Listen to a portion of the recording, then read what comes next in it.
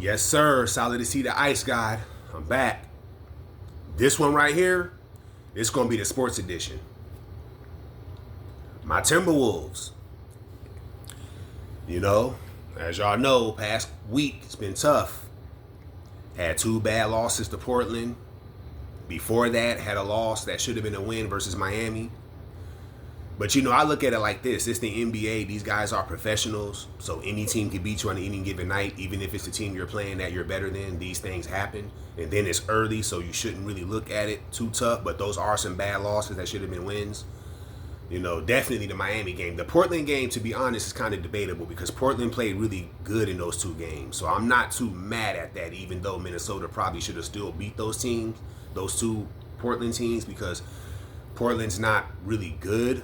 But I respect Chauncey Billups, so I ain't going to say nothing bad about the team based on that. But Portland played some really excellent basketball against us. We still shouldn't be losing to them, but you got to respect that. It's the NBA. The game is the game, so it is what it is. So those were some bad losses. From what I'm seeing though, I want to say this. Julius Randle has been playing good for us for the most part, but the games that they lost, what I've noticed is the way he's been playing in those losses kind of takes away from their offense. Like he's bringing the ball up the court and he keeps driving and trying to go ISO, but then he gets stripped or he loses the ball. And this is happening on multiple possessions. From what I'm seeing, that's kind of messing up their flow on their offense. It's kind of messing their rhythm up. So I'm looking at that and I'm thinking to myself, like, he should stop doing that. And that action he was doing, that was one of the big reasons why they kept losing to Portland in those two games. The Miami game, that was just bad luck. So I'm through with the Miami talk. But the Portland games, I noticed in both those games they lost, he kept doing that. Like almost every possession, he was just getting the ball, trying to bring up the court, dribble it and all that, and he kept either getting stripped or just losing the ball, and it was messing the momentum up. And then in that game, he was kind of taking away shots that Ant should be getting. That was concerning. The Dante DiVincenzo thing. Dante DiVincenzo is not a point guard.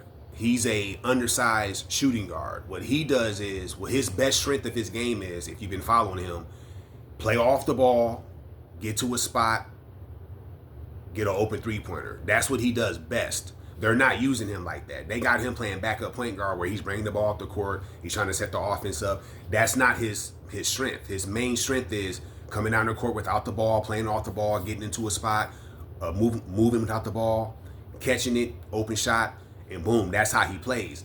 He's not been able to get a rhythm because he's not playing to his strength. So they're not using him right. So coaching Finchy, he gotta come up with a different plan for him because they're not using him correctly, and it's showing, and that's why he's struggling. Because if you follow his career or if you do research on him, you'll know like that's where he excelled at. Like last year in New York, that's where he excelled at. Not bringing the ball up the court, playing off ball, and just moving without the ball, catching the open shots, and just knocking them down. They're not using him like that in Minnesota. And then they kill Alexander Walker. He's not really a point guard. He's a combo guard, really a two guard that has the ability to play the point guard. But they're trying to have him be like a full-time point guard. That's not really his strength. So they're not really using them the way they should. That's why they should play the young. Well, Rob Dillingham, in my opinion, has talent at a high level. They should be playing him based off that, but they're not. Me personally, if I was coaching the team, I would have been played him. He would have got run in the first game of the season. So, but they're just having him on the bench or whatever. But he'll get some minutes at some point. But I feel like they need to start playing him more because DiVincenzo and Nickeil Alexander-Walker are not natural point guards. When teams start full court pressing them, it's going to cause issues like Portland did. So they need to address that.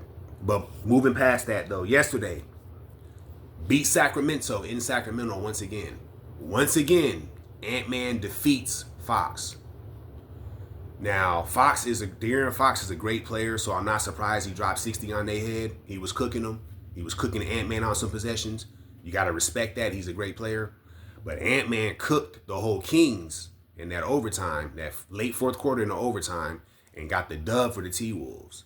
So Ant-Man showed that he's the better player and that he's clutch too. And he didn't have to shoot the ball over 30 times to do that, like Fox did. So Ant-Man once again defeats Fox. It's the second time he's beat him multiple times. There were some games last year where he was giving it to Fox. So, and then a year before that. So it's like, yeah, Ant-Man, he gets it better than him. Two great players, but Ant-Man's a little bit better. So that was a great win. They're back on track. They should be able to beat Phoenix.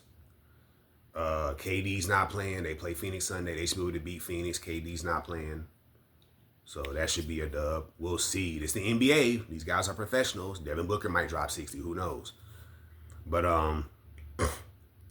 I've always said, I said this before the season was starting to ramp up, that the top 4 teams in the West is going to be OKC, Denver, Dallas, and Minnesota. Dallas is struggling right now.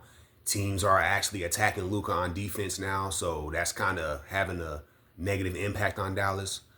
I knew Denver was going to still be good, even though they got out to an 0-2 start, but they got the best player in the league on their team, so I was like, they're going to be good. Denver would be just fine. So I knew Denver was going to be good. OKC is really good. You know, all these teams that are doing better than the Timberwolves in the West, because that's the Timberwolves competition because they play in the West, these are all teams that got stability, continuity. They made little minor changes or a few changes, but that's it. And they did it all in the offseason. Minnesota, literally 3 days before training camp, traded their other franchise player. Y'all know who. So it's a brand new team 3 days before training camp. So I expect they're probably going to get off to a slow start because of that. I said that. That's why I'm not surprised they're 7-6. Realistically, they should be 8-2. Realistically, because the games that Minnesota lost were games they shouldn't really lost. But I figured that's going to happen. It's a new team. They're probably going to struggle a little bit. So, yeah. But I think Minnesota going to start cooking, and I predict they will be one of the top 4 teams in the West. OKC, Minnesota, Dallas, and Denver. That's most likely who I feel is going to be one of the top 4 teams in the West. One of them is going to be, one of them. Yeah, those are the top 4 teams in the West. I'm saying that wrong. Those are going to be the top 4 teams in the West. Minnesota, Denver, Dallas, OKC. I think Memphis or Golden State might tie for 5th, and I think the Lakers are going to be 6th. And I think every other team under that's going to be a play-in. But I think the top 4, OKC, Dallas, Denver, and Minnesota. So that's what I think. But Ant-Man, the truth, he's this generation's Kobe. Got to respect that. It's kind of hard to say somebody's Jordan because Jordan is Jordan, but Ant-Man is the new Kobe. Because that's who he reminds me of the most. He don't remind me of D. Wade or Tracy McGrady. He don't play like that. I'm not sure why people keep saying that. That's kind of weird. I know why they say he plays like D. Wade, because he was coached in college by D. Wade's old coach. So they got that connection. That's really why they're saying he plays like D. Wade, because he don't play nothing like Dwayne Wade. I don't know why they're saying that. He plays more like Kobe. You know, he's very Kobe-like. I'm not going to say he's as good as Kobe, because Kobe was Kobe, but he plays like Kobe. If you watch him play and if you put up a screen of Kobe next to that, very, very similar. Way more similar than if you put a screen up of Dwayne Wade next to him. So I would like people to stop saying the Dwayne Wade stuff. And I don't know where the Tracy McGrady stuff is coming from. T-Mac are all-time great, but Ant don't play like T-Mac. He reminds me the most of Kobe. Little shades of Jordan, but mostly Kobe. So he's this era's Kobe. Respect that. But Ant-Man the truth. We got the dub. Hopefully we keep it going. I'm looking for a win on Sunday versus Phoenix. And going forward, I'm looking for more wins than losses. They got to stop losing to teams they shouldn't lose to. You lose a nail biter to a good team, that's understandable, but you still want the win, so I get that. But hopefully they go on a win streak and they get higher up in the standings. Because I do believe, like I said, come April, they will be one of the top 4 teams in the West. I do believe that. So let me know what y'all think. Get in these comments, like, share, and subscribe if you feel inclined to. If not, it is what it is. Still respect y'all. Until next time, go Wolves.